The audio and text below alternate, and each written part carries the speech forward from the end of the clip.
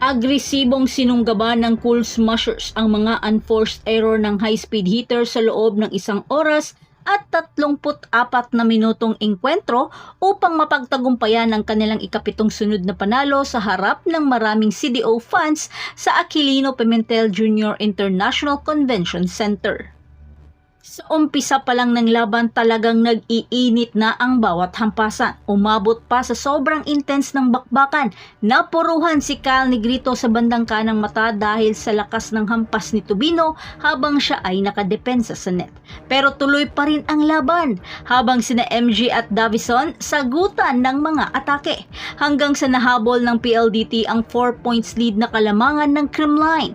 Pero dahil sa crucial error na nagagawa ng PLDT, dahilan upang mag-set point ang Creamline at sa isang over-receive ng PLDT dahilan upang masungkit ng Creamline ang unang set sa